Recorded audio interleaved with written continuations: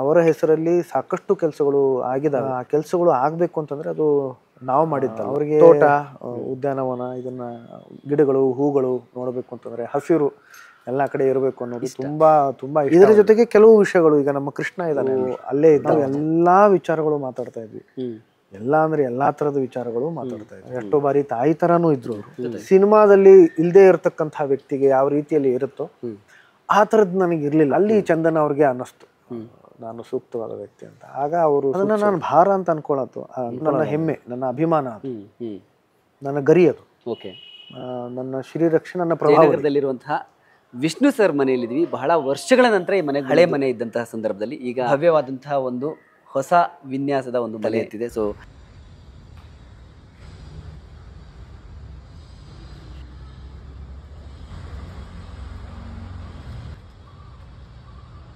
Anirudh sir ನಮ್ಮ ಜೊತೆ ಇದ್ದಾರೆ.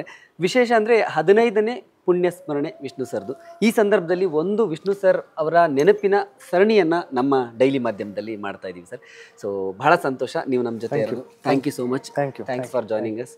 ಸೊ ಸರ್, ನಾನು ಹೆಚ್ಚು ಪ್ರಶ್ನೆಗಳನ್ನು ಉದ್ದುದ್ದ ಎಲ್ಲ ಕೇಳೋಕೆ ಹೋಗಲ್ಲ, ತುಂಬ ಇನ್ಫಾರ್ಮಲ್ ಆಗಿ ಹೇಳ್ತೀನಿ. ವಿಷ್ಣು ಸರ್ ಅಂದರೆ ಅದೊಂದು ಸೊ ನಿಮಗೆ ಅನಿರುದ್ಧ್ ಅವರಿಗೆ ವಿಷ್ಣುವರ್ಧನ್ ಅಥವಾ ವಿಷ್ಣು ಸರ್ ಅಂದ ತಕ್ಷಣ ಏನು ಥಾಟ್ ತಕ್ಷಣ ಒಂದು ನಿಮ್ಮ ತಲೆಯಲ್ಲಿ ಬರುವ? ಹೇಳಿದ್ದೆಲ್ಲವೂ ನನಗೆ ವೈಯಕ್ತಿಕವಾಗಿ ತುಂಬಾ ಅಂದ್ರೆ ತುಂಬಾ ಸಂತೋಷ, ಅಭಿಮಾನ, ಒಂದು ಹೆಮ್ಮೆ.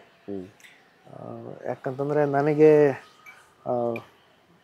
ನಾನು ಅವರ ಕುಟುಂಬದ ವ್ಯಕ್ತಿ ಆಗಿರೋದ್ರಿಂದ ಅದು ಒಂದು ವಿಶೇಷವಾಗಿರ್ತಕ್ಕಂಥ ಒಂದು ಅಭಿಮಾನ, ಒಂದು ಹೆಮ್ಮೆ. ಅದರ ಜೊತೆಗೆ ಒಂದಿಷ್ಟು ಜವಾಬ್ದಾರಿ ಕೂಡ ಹೊತ್ಕೊಂಡು ಅವರೇ ಮುಂದುವರ್ಸ್ಕೊಂಡು ಹೋಗ್ತಾ ಇದ್ದಾರೆ. ನಮ್ಮ ಕೈಯಾರೆ ಆ ಕೆಲಸಗಳನ್ನ ಮಾಡಿಸ್ಕೊಂಡು ಹೋಗ್ತಾರೆ. ನಾನು ಮೊದಲ ಬಾರಿ ಅವರನ್ನ ಭೇಟಿಯಾಗಿದ್ದು 2000ರಲ್ಲಿ. ಅಂದ್ರೆ ಅವರನ್ನ ಭೇಟಿ ಮಾಡಿದ್ದು 2000ರಲ್ಲಿ. ನಾನು 2000ರಲ್ಲಿ. ಅದಾದ್ಮೇಲೆ 2001ರಲ್ಲಿ ನಮ್ಮ ನಿಶ್ಚಿತಾರ್ಥ ಆಯ್ತು. 2002ರಲ್ಲಿ ಮದುವೆ ಆಯ್ತು. ಇದು ಅತಿಶಯೋಕ್ತಿ ಅಲ್ಲ, ಇದು ಅನುಭವಕ್ಕೆ ಬಂದಿರೋದು. ಅವ್ರು ನಮ್ಮ ಜೊತೆಯಲ್ಲೇ ಇದ್ದಾರೆ, ಪ್ರತಿ ಕ್ಷಣ ನಮ್ಮ ಜೊತೆಯಲ್ಲೇ ಇದ್ದಾರೆ. ಅವರ ಹೆಸರಲ್ಲಿ ಸಾಕಷ್ಟು ಕೆಲಸಗಳು ಆಗಿದಾವೆ. ಆ ಕೆಲಸಗಳು ಆಗ್ಬೇಕು ಅಂತಂದ್ರೆ ಅದು ನಾವು ಮಾಡಿದ್ದಲ್ಲ, ನಮ್ಮಿಂದ ಅವರೇ ಇದ್ದಾರೆ. ಹಾಗಾಗಿ ಅವರು ಪ್ರತಿ ಕ್ಷಣದಲ್ಲೂ ಅವ್ರು ನಮ್ಮ ಜೊತೆ. ಬಹುಶಃ ಈಗ ನಾವು ನಿಂತಿರೋ ಜಾಗದಲ್ಲೇ ಗಾರ್ಡನ್ ಇತ್ತು. ಹೌದು ಹೌದು ಹೌದು, ಅದಕ್ಕೆ ಇಲ್ಲೇ ಹಾಗೆ ಬಿಟ್ಟಿದೀವಿ. ಐ ಥಿಂಕ್ ನಾನು ಸುಮ್ಮನೆ ಹೇಳ್ದೆ ಬಟ್ ನೀವು ಅದೇ ಐಡಿಯಾ ಮೇಲೆ ಇಲ್ಲಿ ಗಾರ್ಡನ್ ಬಿಟ್ಟಿದ್ರಿ. ಅಲ್ಲಿ ಎಂಟ್ರೆನ್ಸ್ ಇತ್ತು. ಹೌದು. ಸೊ ಅಲ್ಲಿಂದ ಇಲ್ಲಿ ಬರ್ತಿದ್ವಿ. ಏನ್ ಅನ್ಸುತ್ತೆ ಸರ್, ಇಲ್ಲಿ ನಿಂತಿದ್ದೀರಿ, ಈ ಮನೆಯಲ್ಲಿ ಈಗ ಇದೀರಿ ನೀವು, ಏನೆಲ್ಲ ನೆನಪುಗಳು ನಿಮ್ಗೆ ಕಾಡುತ್ತೆ? ತುಂಬಾ ನೆನಪುಗಳಿದಾವೆ. ಕೆಲವುದು ಹಾಗೆ ಬಿಟ್ಟಿದ್ದೀವಿ ನಾವು. ಅವ್ರಿಗೆ ತೋಟ, ಉದ್ಯಾನವನ, ಇದನ್ನ ಗಿಡಗಳು, ಹೂಗಳು ನೋಡಬೇಕು ಅಂತಂದ್ರೆ ಹಸಿರು ಎಲ್ಲ ಕಡೆ ಇರಬೇಕು ಅನ್ನೋದು ತುಂಬಾ ತುಂಬಾ ಇಷ್ಟ ಅವ್ರಿಗೆ. ಹಾಗಾಗಿ ಈ ಭಾಗ ಏನಿದೆ ವಿನ್ಯಾಸ ಸ್ವಲ್ಪ ಬದಲಾಗಿದೆ. ಯಾಕಂದ್ರೆ ನಮ್ಮ ವಾಸ್ತುಶಿಲ್ಪಿ ಅದನ್ನ ಬದಲಾಯಿಸಿದ್ರು, ಅದು ಸ್ವಲ್ಪ ಬೇರೆ ರೀತಿಯಲ್ಲಿ ಮಾಡೋಣ ಅಂತ. ಅದು ಅದರ ಬದಲಾವಣೆ ಆಗಿದೆ. ಆದ್ರೆ ಇಲ್ಲಿ ತೋಟ ಇರಲೇಬೇಕು ಅಂತ ನಾವು ಹೇಳಿದ್ವಿ. ಅದು ಅಪ್ಪ ಅವರ ಆಸೆ ಆಗಿರೋದ್ರಿಂದ ಅದನ್ನ ಹಾಗೆ ಇಟ್ಟಿದ್ದೀವಿ. ಇದರ ಜೊತೆಗೆ ಕೆಲವು ವಿಷಯಗಳು, ಈಗ ನಮ್ಮ ಕೃಷ್ಣ ಇದ್ದಾನೆ ಅಲ್ಲಿ, ಅದು ಅಲ್ಲೇ ಇದ್ದ, ಅವನೇ ನಮಗೆಲ್ಲ ಶ್ರೀರಕ್ಷೆ. ಅಪ್ಪ ಅವ್ರಿಗೆ ತುಂಬಾ ಇಷ್ಟವಾದ ಜಾಗ ಕೂಡ ಅದು.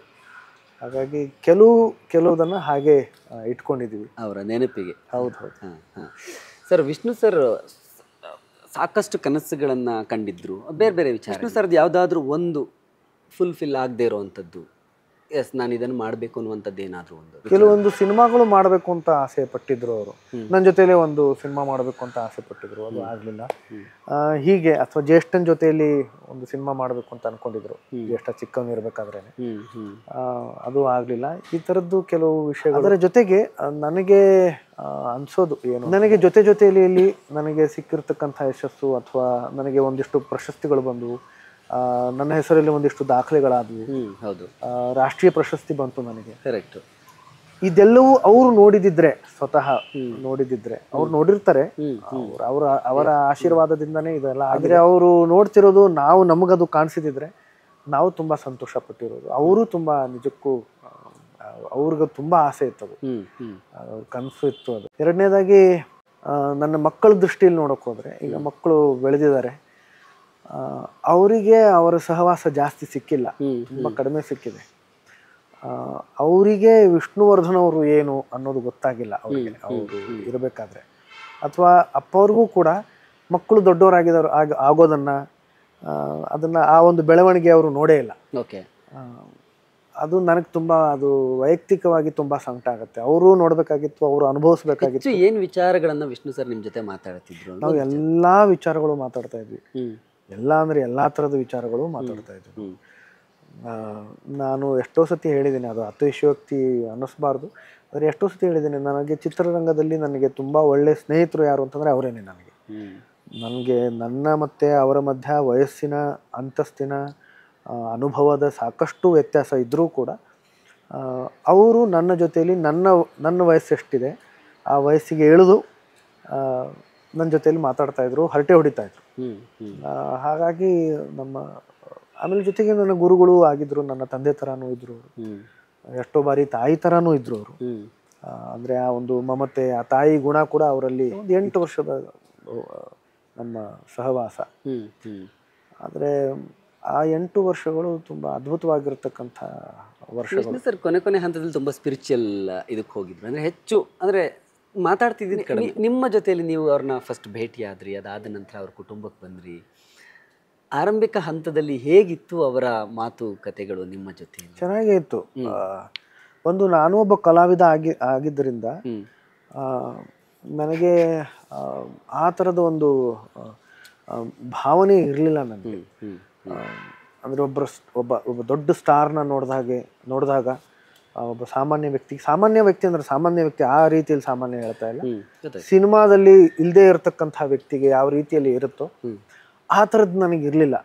ಅದೇ ನನಗೆ ಆ್ಯಕ್ಚುಲಿ ನಮ್ಮ ಸಂಬಂಧಕ್ಕೆ ತುಂಬ ಒಂದು ಪ್ಲಸ್ ಪಾಯಿಂಟ್ ಆಯ್ತು. ಅದು ತುಂಬ ಸಹಜವಾಗಿರ್ತಕ್ಕಂಥ ಸಂಬಂಧ. ಸಾಕಷ್ಟು ವಿಷಯಗಳನ್ನು ಅವರಿಂದ ಕಲ್ತಿದ್ದೀನಿ. ನಾನು ಎಷ್ಟೋ ಪ್ರಶ್ನೆಗಳನ್ನು ಕೇಳ್ತಾ ಇದ್ದೆ ಅವರಿಗೆ.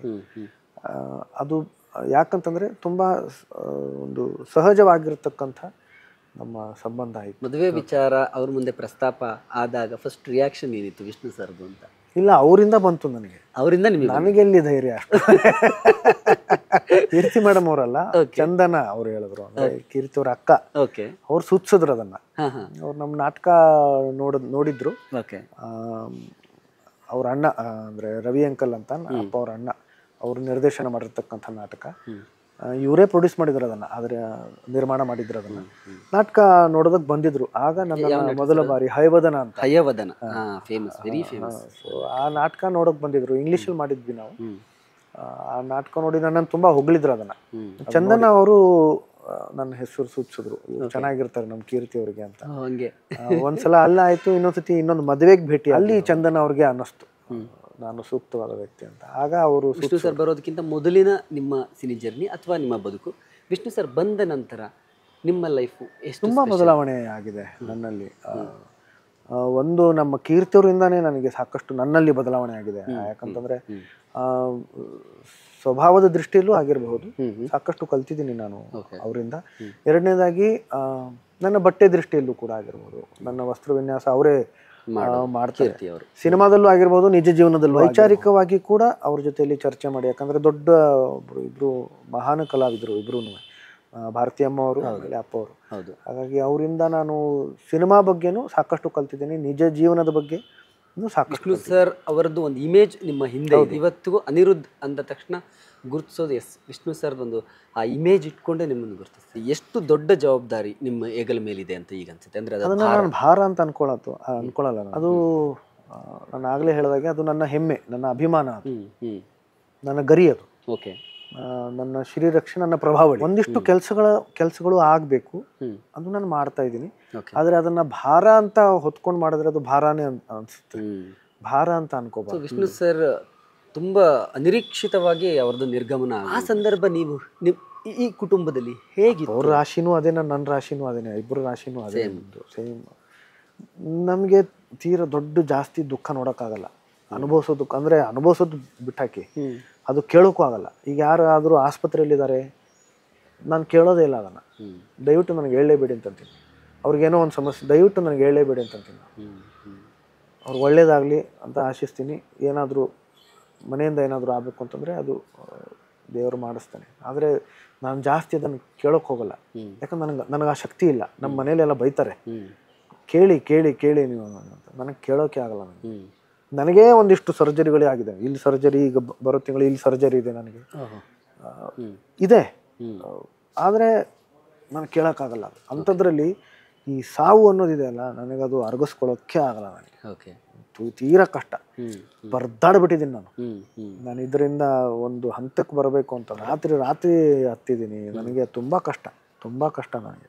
ಅದೇಂಗೂ ಹೇಳಿಕೆ ಕೇಳಿದೆ. ಯಾವ ರಾಶಿ ಸರ್ ನಿಮ್ಮಿಬ್ಬರದು? ನಮ್ಮಿಬ್ಬರು ವೃಶ್ಚಿಕ ರಾಶಿ. ವೃಶ್ಚಿಕ ರಾಶಿ. ಹೌದೌದು. Okay okay okay. ಬಹುಶಃ ಗೊತ್ತಿಲ್ಲದೆ ಇರೋರಿಗೆ ಈ ಮೂಲಕ ಗೊತ್ತಾಗುತ್ತೆ ವಿಷ್ಣು ಸರ್. ನಮ್ಮಿಬ್ಬರದು ಒಂದೇ ನಕ್ಷತ್ರ, ಒಂದೇ ರಾಶಿ. ಹೌದಾ? ಯಾವ ನಕ್ಷತ್ರ? ಜ್ಯೇಷ್ಠ ನಕ್ಷತ್ರ ನಮ್ದು. ಜ್ಯೇಷ್ಠ ನಕ್ಷತ್ರ, ವೃಶ್ಚಿಕ ರಾಶಿ.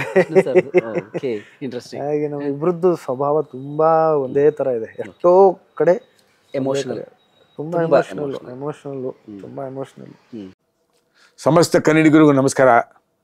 ನಮ್ಮ ಸ್ನೇಹಿತರಾದ ಭಾಳ ಆಪ್ತಮಿತ್ರರು ನನಗೆ ಅಶೋಕ್ ದಾವಣಗೆರೆಜಿ ಅವರು ಡೈಲಿ ಮಾಧ್ಯಮ ಅಂದ್ಬಿಟ್ಟು ಒಂದು ಅದ್ಭುತವಾದ ಯೂಟ್ಯೂಬ್ ಚಾನಲನ್ನು ಮಾಡಿದ್ದಾರೆ. ಭಾಳ ಸಲ ನೋಡಿದ್ದೀನಿ ನಾನು. ತುಂಬ ಚೆನ್ನಾಗಿ ಬರ್ತಾ ಇದೆ ಕಂಟೆಂಟು. ನನಗೆ ಇತ್ತೀಚೆಗೆ ಆ್ಯಕ್ಚುಲಿ ನನಗೆ ಗೊತ್ತಿರಲಿಲ್ಲ ಅವ್ರದ್ದೇ ಅಂತಂದ್ಬಿಟ್ಟು.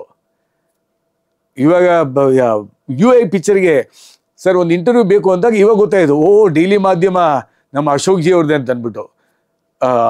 ಎಲ್ಲ ಕನ್ನಡಿಗರು ಸಬ್ಸ್ಕ್ರೈಬ್ ಮಾಡಿ. ಭಾಳ ಅದ್ಭುತವಾದ ಬರವಣಿಗೆ ಇರ್ತದೆ. ಅವರು ಪತ್ರಿಕಾ ಮಾಧ್ಯಮದಲ್ಲಿದ್ದಾಗಿದ್ದ ನನಗೆ ಪರಿಚಯ ಅವರು ಅಶೋಕ್ ಜಿ. ಸೊ ಅದ್ಭುತವಾಗಿರೋ ಕಂಟೆಂಟ್ ಕೊಡ್ತಾರೆ. ಡೈಲಿ ಮಾಧ್ಯಮದ ಯೂಟ್ಯೂಬ್ ಚಾನಲನ್ನು ಬೆಳೆಸಿ ನಿಮ್ಮದೇ ಆದ ಕನ್ನಡಿಗರು. Thank you so much. ನಮಸ್ಕಾರ.